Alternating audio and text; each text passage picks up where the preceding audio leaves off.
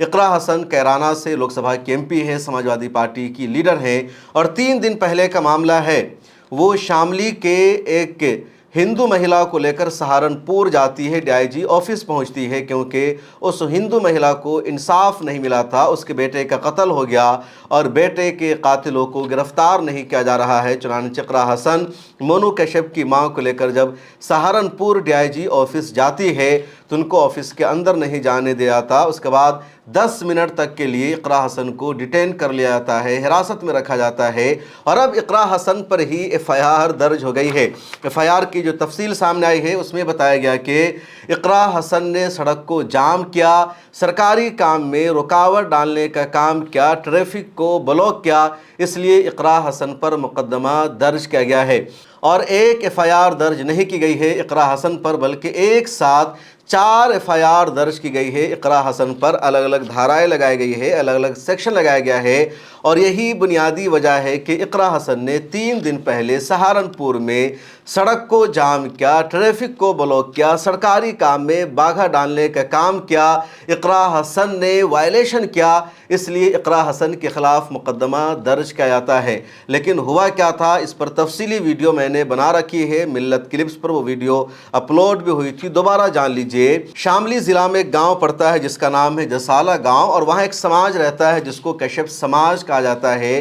ज़्यादातर ये लोग हमेशा बीजेपी को वोट करते हैं, सपोर्ट करते हैं। अब पिछले दिनों मोनू कश्यप नाम के एक नौजवान की हत्या हो जाती है। उसकी मां पुलिस स्टेशन जाती है, थाने का चक्कर काटती है, उसको इंसाफ नहीं मिलता। पुलिस की तरफ से इंसाफ की यकीन दहानी नहीं कराई जाती, पुलिस की तरफ से ये नहीं कहा जाता कि आपके बेटे के कातिल को गिरफ्तार कर लिया जाएगा, कुछ बताया ही नहीं जाता। उसके बाद ये मामला पहुंचता है इकरा हसन के यहाँ और इकरा हसन उस महिला को लेकर सहारनपुर जाती है डीआईजी ऑफिस में, लेकिन डीआईजी साहब इकरा हसन से मुलाकात नहीं करते हैं। इकरा हसन को कभी कहा जाता है डीआईजी साहब ऑफिस में नहीं है, कभी कुछ और कहा जाता है और इस तरह इकरा हसन खड़ी रहती है, लेकिन डीआईजी ऑफिस से मुलाकात नहीं हो पाती है। उसके बाद इकरा हसन को डिटेन किया जाता है, उनके साथ जितने लोग थे उनको डिटेन किया जाता है और थाने में इकरा हसन को बैठाया जाता है।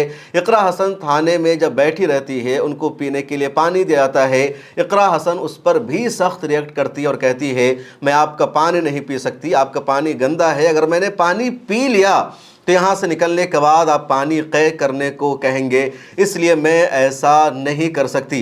इकरा हसन पर जो इल्ज़ाम लगाया गया ट्रैफिक को ब्लॉक करने का, वायलेशन का, उसकी वीडियो भी सामने आई है और उस वीडियो में आप देख सकते हैं कि इकरा हसन सख्त गुस्से में नजर आ रही है, पुलिस अधिकारियों से बात कर रही है और कह रही है इस महिला को इंसाफ दिलाने के लिए मैं आई हूँ, जो एक हिंदू महिला है, कोई मुस्लिम महिला नहीं है। मुझे पता है मुसलमानों के लिए एक अलग कानून इस देश में चल रहा है, लेकिन हिंदू महिला को तो इंसाफ मिलना चाहिए। इकरा हसन की वीडियो आज एक बार फिर सोशल मीडिया पर वायरल हो रही है। नहीं होगी, अब नहीं होगी ये चीज, अब बिल्कुल नहीं होगी।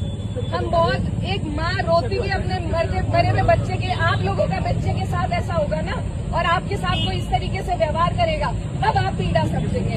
आप लोग तानाशाही पे उतर आए हैं, आपको लगता है 2 किताबें पढ़ के आप सबसे ऊपर हो गए, इसी जनता की पैसे से नौकरी मिलती है आपको।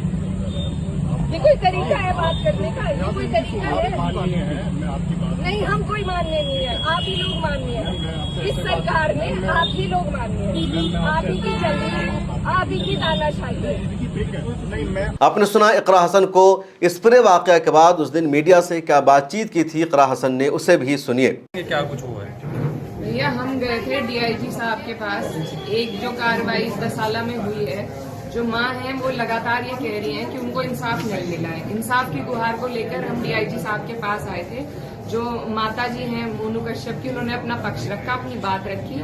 डीआईजी साहब जिन्होंने पहले से ही उन्हें सारी चीजों को मना कर दिया, माँ की बात को सुनने से मना कर दिया, उन्होंने उस गरीब मजलूम बूढ़ी माता को कहा कि आप जाइए यहाँ से। मैं उनके साथ गई थी, मुझसे वो बर्दाश्त नहीं हुआ और फिर डीआईजी साहब वहां से खुद उठकर चले गए। तो हम बाहर आए, हम बाहर आकर दोबारा एक एप्लीकेशन बनाने की योजना में थे, बात कर रहे थे, तो ये सब हम पे चढ़े पुलिस वाले कि यहाँ पे हंगामा मत कीजिए। हम पार्किंग में थे, हम सड़क पे नहीं थे, रिकॉर्डिंग हमारे पास भी है, सड़क लगातार चलती रही है। अब सड़क की ट्रैफिक की बुनियाद पे ये मुझे यहाँ पर महिला थाने में लेकर आए हैं, तो ये सरासर तानाशाही है और सिर्फ ये जो भाजपा के लोग हैं उनके लिए पुलिस वाले काम कर रहे हैं अब साफ तौर से। इकरा हसन की ये सारी वीडियो सोशल मीडिया पर वायरल होती रही। तमाम लोगों ने इकरा हसन की तारीफ की। अखिलेश यादव भी इकरा हसन के समर्थन में उतरते हैं और कहते हैं कि जब एक नुमाइंदे के साथ इस तरह की हरकत हो सकती है, उनको डिटेन किया जा सकता है, तो आप समझ लीजिए सरकार कितनी डरी हुई है।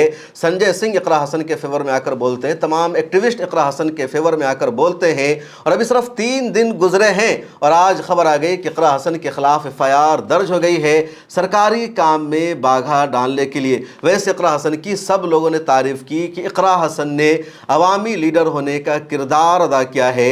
एक मजलूम हिंदू महिला को इंसाफ दिलाने के लिए कैराना से चलकर इकरा हसन सहारनपुर जाती है, DIG के ऑफिस पहुंचने की कोशिश करती है, पुलिस अधिकारियों से लड़ती है, डिटेन हो जाती है, गिरफ्तार हो जाती है, लेकिन वो डरती नहीं है, पीछे नहीं हटती है।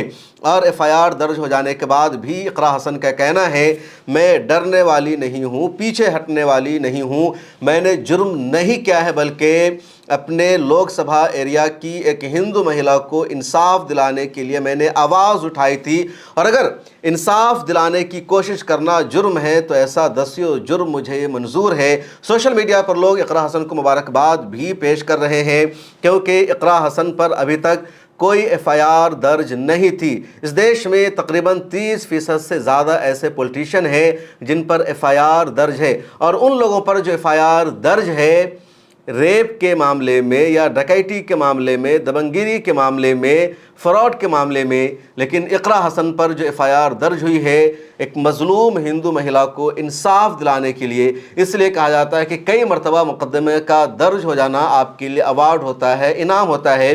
जिस तरह मेरे साथ होता है, जब भी मेरे ऊपर कोई FIR दर्ज होती है, पुलिस की कोई नोटिस आती है, कोई धमकी आती है, तो मेरे दोस्त, मेरे चाहने वाले कहते हैं मुबारक हो, आपको आपकी कामयाबी का एक और अवार्ड मिल गया है, इनाम मिल गया है, क्योंकि आपकी जर्नलिज्म का, आपकी खबरों का असर हो रहा है, लोगों तक आपकी बातें पहुंच रही है, प्रशासन तक आपकी बातें पहुंच रही है और इसलिए प्रशासन बर्दाश्त नहीं कर पा रहा है, आपके खिलाफ एक्शन लिया जा रहा है, आपको नोटिस भेजी जा रही है और यही असल कामयाबी है, असल इनाम है। अवार्ड और इनाम ये नहीं है कि कोई आपको बुलाए और स्टेज पर ट्रॉफी दे दे, शॉल दे दे, आपको 1 लाख रुपया, 2 लाख रुपया दे दे। ये तो उन लोगों के साथ होता है जिनकी सेटिंग होती है।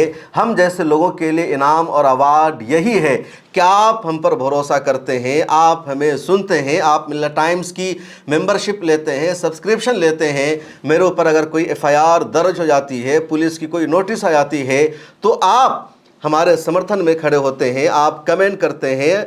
बहुत सारे जो हमारे बही खां हैं वो वीडियो भेजते हैं, फ़ोन करके ख़बर लेते हैं। भले ही कोई बड़ा इन्फ्लुएंसर हमारा साथ न दे, कोई बड़ा यूट्यूबर हमारे हक़ में आवाज़ न उठाए, लेकिन आप जैसे लोगों की जो आवाज़ हमारे फेवर में उठती है, यही हमारी कामयाबी है। इकरा हसन को भी लोग यही कह रहे हैं, डरना नहीं है, आगे बढ़ना है और यहाँ से आपकी कामयाबी की शुरुआत हुई है।